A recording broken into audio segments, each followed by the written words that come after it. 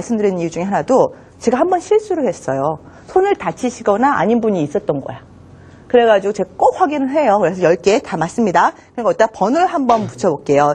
1, 2, 3, 4, 5, 6, 7, 8, 9, 10. 10개 됐죠? 그러면 이번에는 9단만 해볼게요. 먼저 연수사와 9단. 9, 1은 하면 여기 접어주세요. 하나 접어주세요. 손이 안 잡혀. 아이고, 내 손이 안 잡히는지 몰랐네. 9, 1은 몇 개 남았어요?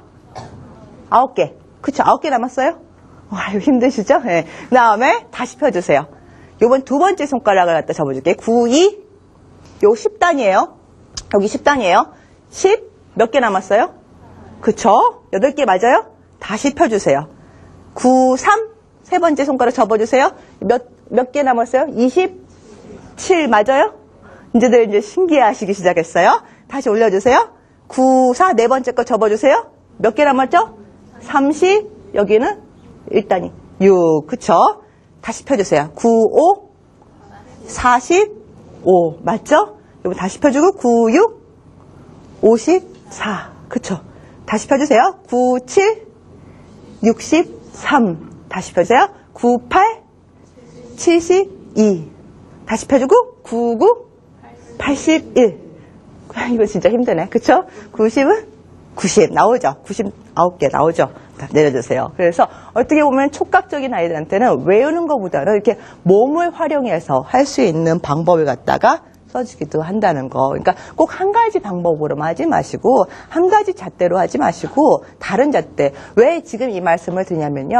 어떨 경우에는 엄마와 아이가 학습 스타일이 다를 경우가 있어요. 어떻게 내 자식인데 어떻게 나랑 다를 수 있어요. 아빠를 닮을 수도 있는 거고 할머니를 닮을 수도 있는 거고 그렇잖아요. 그렇기 때문에 그걸 꼭 하셔야 되는 게 내 잣대만 예를 들어서 어머님은 청각 스타일이야. 근데 우리 아이는 시각 스타일이었단 말이에요. 그게 안 맞는다고 애한테 내 스타일을 막 요구하시는 분들이 계세요. 그렇기 때문에 오늘 한번 자가 진단을 해보겠습니다. 우선 자신의 스타일 먼저 알아보시도록 아까 들어오실 때 제가 이렇게 핸드아웃을 나눠드렸죠. 핸드아웃 거기서 보시면은 이렇게 아래 질문과 답을 읽고 마음속에 떠오르는 첫 번째 답을 고르세요. 너무 오래 생각하지 마세요라고 거기에 포인트까지 제가 드렸어요. 그쵸? 보이십니까? 네, 거기서부터 우선 표시를 하세요. 1번이면 1번, 2번이면 2번 쭉 읽어보시고서 컴퓨터의 작동원을 배우려고 합니다. 어떻게 하랍니까? 1번, 컴퓨터의 작동원을 설명한 책이나 비디오를 본다. 2번, 전문가의 설명을 듣는다. 3번, 컴퓨터를 분해하여 어떻게 작동하는지 알아보기 위해 노력한다. 그 중에서 하나를 갖다 선택해 주시고요. 2번도 마찬가지입니다. 그래서 쭉 읽어보시고 거기에서 자기한테 제일 맞다고 생각하는 거 시간 많이 안 들어요. 이거는 시간 없이 해야 돼요. 그래서 쭉 읽어보세요.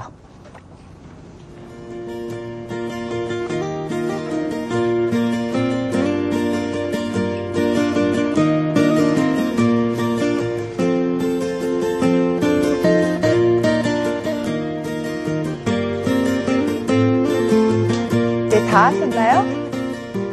다 하신 것 같은데요. 우선은 다 하셨으면은 그 다음 장에 보시면 당신의 선택을 하고 1번 밑에 박스가 비어 있고요. 2번 박스가 비어 있고요.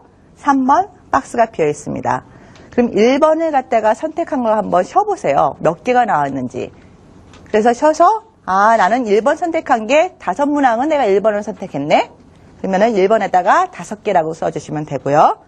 2번 문항 같은 경우는 그러니까 두 번째 답을 갖다 쓰신 분들 한번 또 쉬어보세요. 그래서 몇 개가 나왔는지 그래서 그 개수를 좀 써주시고요. 그다음에 3번도 마찬가지입니다. 그래서 3번까지 답하신 분들 그거 갖다가 좀 그 개수를 갖다가 그 박스 안에 넣어봐 주세요. 그랬을 때 제일 많이 나온 숫자가 있으시죠? 셋 중에서 하나라도 많다. 아니면 둘 다 똑같이 나올 수도 있겠지만은 나는 이게 제일 그래도 차이가 나게끔 많이 나왔다. 몇 번 나오셨어요? 2번이요? 1번. 나 1번 나왔다 하시는 분 계세요? 꽤 많이 계시네요. 1번. 2번 나오신 분 계세요? 2번 나오신 분들 많으세요. 네, 내려주시고요. 3번 마지막으로. 3번 한 분도 없어. 아유, 훌륭해. 그러면 제가 이제 말씀드릴게요. 지금 이제 지금 설문지 내용은요, 온라인에서도 인터넷에서 ebs.co.kr 들어가셔가지고 설문지 이렇게 빼셔가지고 나중에 왜 지금 이 말씀 드리냐면 나중에 우리 아이한테 한번 해보고 싶으시잖아요. 그때도 활용을 하시라고요. 그래서 1번이 나왔다 하면은 시각적 스타일이에요. 그 다음에 2번이 나왔다 하면 나는 청각적 스타일이에요. 그 다음에 3번이 나왔다. 여기는 한 분도 안 계셨지만은 신체 감각 스타일이에요. 그래서 몸을 많이 움직여야지 학습 실타리 높다. 그래서 많이 봐야지. 그 다음 많이 들어야지. 1번, 2번이 되겠습니다. 그래서 지금 자신만의 스타일을 아셨으니까요. 오늘 집에 가셔서는 꼭 우리 아이의 스타일을 찾으셔가지고 어머니하고 아이하고 가운데 점을 같으면 참 좋은데요. 다르다 하면은 그걸 갖다 같이 반영하시면서 하시면은 훨씬 좋은 결과를 갖다 보실 수 있으실 겁니다. 엄마, 콩을 왜 골라 먹니? 얼른 콩 먹어. 그쵸? 이거 많이 들어봤어요. 그러니까 애가 콩 맛없어. 안 먹을 거야. 했단 말이에요. 그러니까 엄마가 뭐라고 해요? 콩이 얼마나 몸에 좋은데. 콩 먹으면 또 꼭 엄마들 붙이는 말이 있어요. 뭐가 좋아진다? 머리가 좋아진다. 그러니까 얼른 먹어. 그런단 말이에요. 그러니까 아이는 이제 싫다고 투정 부리잖아요. 이거 뭐 콩뿐만 아니라 뭐 솔직히 당근도 있을 테고 뭐 온갖 야채들 아니면 과일들 안 먹는다고 하면 엄마들 억지로 하려고 하잖아요. 왜요? 왜요? 아까 그 말 있잖아. 머리 좋아진다고. 그런데 참 궁금한 게 왜 공부할 때는 하나만 시키는지 모르겠어. 골고루 안 시키고요. 그렇지 않나요? 그렇게 따지면 우리가 과목에 보면 한 과목밖에 없나요? 과목이 우리가 뭐가 있어? 아는 과목. 국어, 영어, 수학, 과학, 사회, 체육, 음악, 미술 이렇게 골고루 있단 말이에요. 골고루 있는데 이상하게 골고루 안 시켜. 그거는. 하나만 열심히 하라고 해. 영어면 영어, 아니면 수학이면 수학. 특히 학년이 더 올라가면 갈수록. 그게 아니라 사실은 골고루 해줘야 된다는 거예요. 두뇌도 골고루 이게 와서 자극을 시켜줘야지 머리가 좋아지죠. 한쪽만 자극시키면 한쪽만 발달하지 그 한쪽은 죽어가고 있다는 겁니다. 그래서 오늘 한번 잠깐이나마 두뇌에 대해서 한번 해볼 텐데요. 우선 여기 보시면 깜짝 놀라실 거예요. 뇌 세포는 6살에 성인의 90%가 이뤄진대요. 6살이 되면 벌써 90%가 다 만들어졌어요. 특히 10살이 되면은 95%. 그다음 이제 20살이 되면 그 나머지 5%가 10살에서 20세 그 사이에 만들어지고 있는 거예요. 그러니까 제일 중요한 거 언제예요? 지금 보니까 6살하고 10살까지, 특히 10살까지 모든 게 두뇌가 다 만들어지는구나. 그렇기 때문에 그때는 자극도 많이 줘야 되고 많은 것도 학습할 수 있게끔 다양한 학습의 경험을 줘야 된다는 거죠. 그리고 사실은 3살 됐을 때, 만 3살 됐을 때 그때 60%까지 급속으로 성장한다는 겁니다. 그렇기 때문에 그때 어떻게 보면 다양한 경험을 갖다가 그때는 다양한 경험을 주되 싫은 경험보다는 재밌다. 즐겁다라는 경험을 갖다 많이 준비해 주셔야 된다는 거예요. 그래서 요즘에 보면 어머님들 체험학습 같은 것도 많이 하시죠. 주말에. 아이하고 잘 놀러 다니시고 많이 보여주시고 하는데 그 좋은 방법이세요. 그때는 그 자극이 필요할 때입니다. 그래서 한번 보실 텐데요. 재밌는 게 0세에서 3세 아까 60%가 다 발달이 된다고 했어요. 그때는 한쪽으로 이렇게 보시면 한쪽으로 하는 학습보다는 좋지 않고 운동과 감각을 통한 학습 시기이므로 오감을 깨우는 체험 교육이 중요하다. 이때 0세에서 3세. 그때는 감각을 갖다 다 열려줄 수 있게끔 만지고 보고 들려줄 수 있는 것들 그런 것들 갖다 다 시켜주는 게 좋다는 거예요. 그 다음에 또 보시면은 3세에서 6세가 되면은 어떻게 하면 그때는 인간성, 도덕성 기능을 갖다가 발달하는 시기예요. 그렇기 때문에 인사요. 이때 열심히 시키세요. 특히 이런 아이들이 있어요. 인사를 갖다가 안녕하세요 하고 돌아가는 애들 있잖아요. 똑바로 안 하고. 그쵸? 그때는 제대로 가르쳐 주셔야 돼요. 그때 안 고쳐주면 그게 평생 간다는 거예요. 그렇기 때문에 인성, 그때 제일 중요하다는 거. 3세에서 6세. 그때는 아이들한테 뭔가 옳고 그름도 그때 깨닫고 시작하거든요. 그때 많이 경험을 주시면 좋겠고요. 다음에 6세에서 12세요. 이때는 아이들이 좀 더 자기 표현도 논리적으로 해요. 예를 들어서 3세에서 6세는 왜 하기만 했단 말이에요. 근데 6세부터는 그런데 하면서 자기가 이유를 대고서 이야기를 하기 시작합니다. 그렇기 때문에 6세에서 12세는 또 언어적 기능 아니면 청각 기능 그것들이 다 발달할 때예요. 그래서 그때는 외국어나 아니면 다양한 그 뭐 듣기, 읽기, 쓰기 그런 교육까지 이때 시켜주시면은 훨씬 많은 효과를 갖다 보실 수가 있다는 거예요. 그래서 요즘에 보면은 유치원도 보통 몇 살에 가요? 유아원 말고요. 유치원도 5살, 6세 그때 가잖아요. 5살 갔을 때는 잘 모르는데 6세부터는 아이들이 얻어오는 게 굉장히 많을걸요? 그때 왜? 얘네들 어떻게 보면 두뇌가 제일 발달하고 있을 때거든요. 그렇기 때문에 이때는 다양한 뭐 교과목을 갖다가 미술이나 체육 그런 것도 해주셔도 좋은 결과 보실 수 있는 시기라는 겁니다.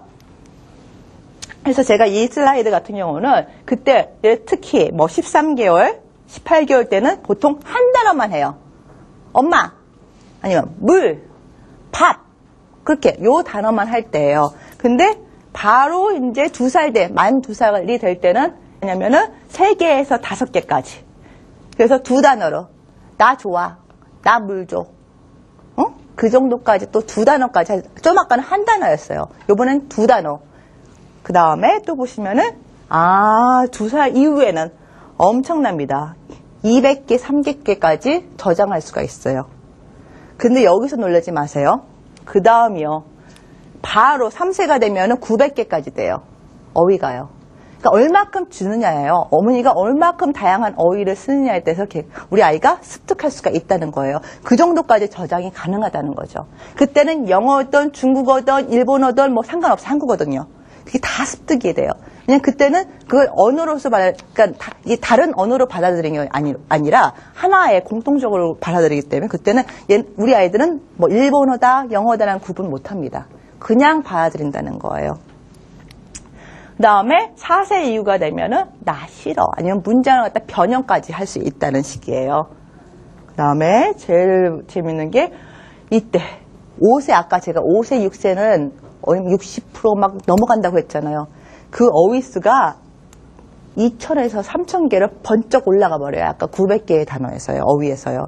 그러니까는 6세 유치원 가기 시작했을 때 7세 초등학교 들어가기 전에 그때는 동화책 아무 동화책이나 많이 읽어주세요.